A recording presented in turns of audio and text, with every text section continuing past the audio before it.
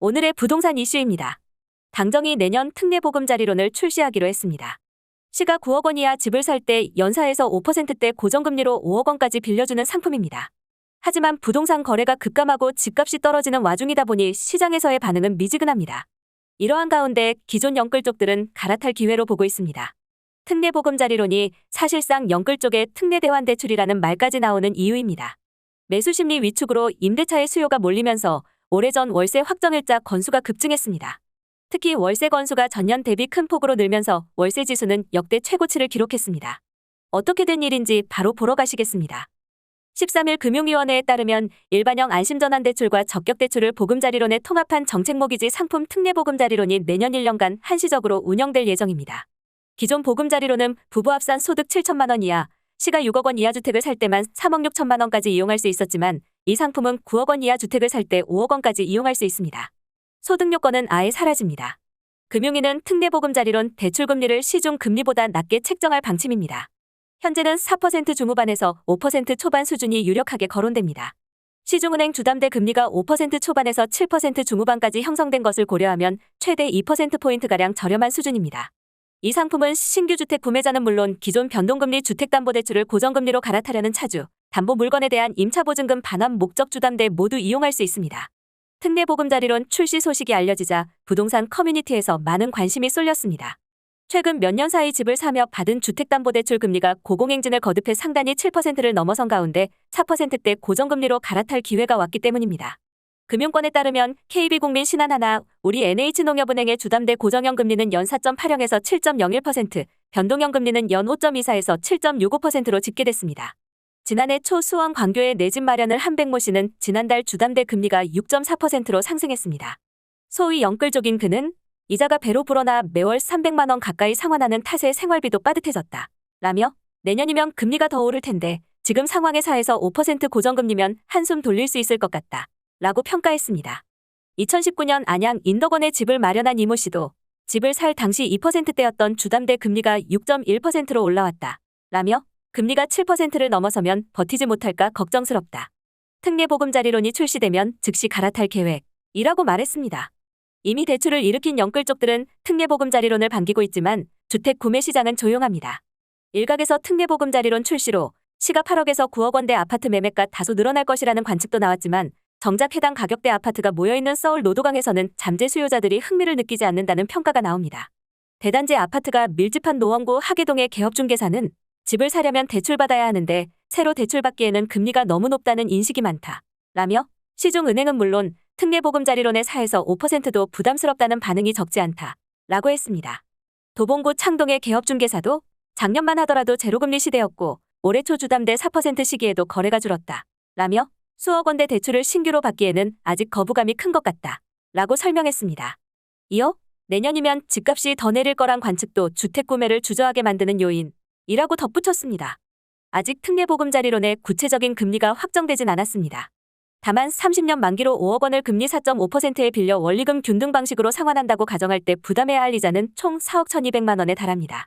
월 상환 금액은 253만 원 수준입니다. 같은 금액 금리에 최장 50년 만기를 적용받으면 이자는 7억 5,800만 원으로 늘어납니다. 지난해까지 2%대 금리를 경험했던 이들에게는 과도한 부담으로 느껴지는 부분입니다. 더군다나 집값이 하락세를 보인다는 점도 이러한 부담을 짊어지기 어렵게 만듭니다. 주택산업연구원은 내년 전국 아파트값이 5%, 서울은 4% 하락할 것으로 내다봤습니다. 매수심리 위축으로 임대차의 수요가 몰리면서 오래전 월세 확정일자 건수가 급증했습니다. 특히 월세 건수가 전년 대비 큰 폭으로 늘면서 월세 지수는 역대 최고치를 기록했습니다. 12일 대한민국법원 등기정보광장에 따르면 이날 기준 올해 1에서 11월까지 부여된 전국전 월세 확정일자의 합은 248만 7,434건으로 집계됐습니다. 이는 지난해 같은 시기 204만 7,062건보다 21.51% 증가한 수치입니다. 확정일자란 법원 또는 동사무소에서 주택임대차 계약을 체결한 날짜를 증명하기 위해 계약서에 도장으로 찍은 날짜를 의미합니다. 부동산 가격 하락 전망에 매수 심리가 위축되고 임대차 수요가 늘어나면서 전년 대비 전 월세 확정일자 건수는 다른 해에 비해 많이 증가했습니다. 전년 대비 올해 증가 건수는 44만 372건이었습니다. 그러나 다른 해의 확정일자 증가 건수는 전년 대비 10만 건 안팎에 불과했습니다. 2021년엔 6만 1,796건, 2020년엔 12만 9,059건, 2019년엔 8만 9,426건이었습니다. 특히 전세대출 금리가 오르면서 월세 확정일자 건수의 수치가 크게 상승했습니다. 올해 1에서 11월까지의 전세 확정일자 건수의 합은 120만 3,605건, 월세의 경우 128만 3,829건으로 기록되며 전세에서 더 많았던 확정일자 건수는 역전됐습니다. 지난해와 비교했을 때 월세 확정일자 증가 건수는 34만 6,577건, 전세의 경우 4만 8,795건으로 집계됐습니다. 월세의 임대차 수요가 몰리면서 월세 가격은 역대 최고치를 찍었습니다. 한국부동산원의 종합주택 월세 통합 가격지수는 지난 10월 103으로 올해 꾸준히 상승세를 보이고 있습니다. 반면 전세 가격 지수는 입주 물량 증가와 월세화 현상으로 올해 6월 103.2 이후로 4개월 연속 하락하며 101.4를 기록했습니다. 전문가들은 내년도까지 월세 수요 증가에 따른 월세 상승세는 계속될 것으로 보고 있습니다. 주택산업연구원은 전날 발표한 2023년 주택시장 전망에서 올해에 이어 내년에도 전세 가격은 올 말 대비 4.0% 하락, 월세는 1.3% 상승할 것으로 내다봤습니다. 권영선 주사년 연구위원은 기준금리가 높은 상태로 유지가 될 것으로 보여 내년까지는 월세에 대한 선호가 유지될 것으로 보인다. 라며 월세 상승세는 기준금리 하향 조정이 시작되는 지점에 완화될 것으로 보인다. 라고 했습니다. 오늘의 부동산 이슈 네티즌들의 반응을 살펴보며 마치겠습니다. 여러분들의 의견도 댓글로 남겨주세요. 요즘 전세 잘못 들어갔다가 전세금 홀랑 날린다. 전세금 은행에 집어넣고 월세 내는 게 더 안전해. 부동산 사기 투기의 원인인 전세제도는 이제 없어져야 하지 않을까? 전세 살다가 월세 왔음 간보다가 집값 떨어지면 주울 생각 제발 폭락. 전세 없애라. 다른 나라엔 전세 없고 한국에만 있는 건 이유가 있음. 전세제도 폐해가 심각하다. 집값 상승 부추기고 있음. 전세 대출을 없애든지 갭 투자를 막아야 함. 확실히 고금리가 되면 전세는 자동 소멸되겠네요. 전세 사기를 그렇게 처하는데 누가 전세 사냐. 전세제도 때문에 아무리 집을 지어도 투기꾼들이 계속 사서 집이 부족함.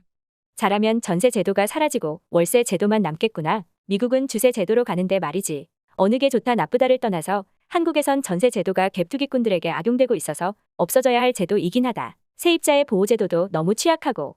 전세 대출이 집값 올리는데 영향 중. 전세값이 오르니 당연 매매값 올렸는데 이제는 전세 없어지고 월세만 남아야 함. 위험한 전세보다 월세가 낫지. 월세 가격도 너무 올랐음. 다른 나라에 비해 싸다고는 하지만 그래도 부담되는 게 사실. 요즘 이자율 생각하면 어쨌든 월세가 전세보다는 사네요. 게다가 전세는 보증금 떼일 위험도 있으니.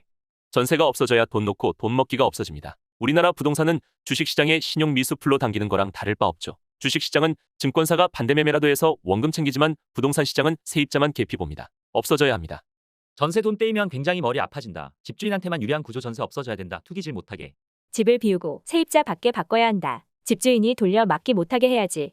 부동산 폭등 버블이 이번에 폭락하여 정상화되기를 기원합니다. 청년들의 결혼, 출산과 나라의 미래를 위하여 뼈를 깎는 고통을 감내해야 할 시기입니다.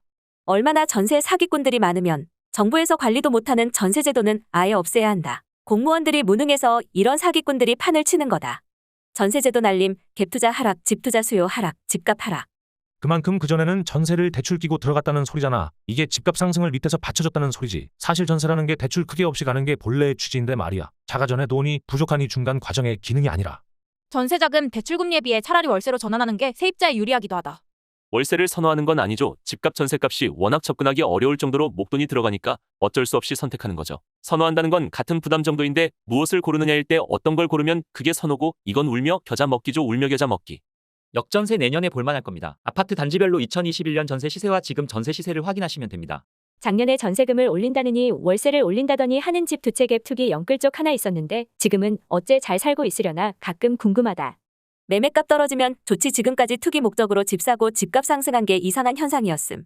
부동산 시세 하락이 급하게 이뤄지면 경제난도 심각하게 어려워집니다. 무엇이든 천천히 이뤄져야 경제도 큰 타격이 없어요. 부동산 시세가 하락하는 게 무조건 좋은 것만이 아닙니다. 여기까지 네티즌들의 반응이었습니다. 시청해주셔서 감사합니다. 여러분들의 의견도 댓글로 남겨주세요. 구독과 좋아요는 영상 제작에 큰 힘이 됩니다.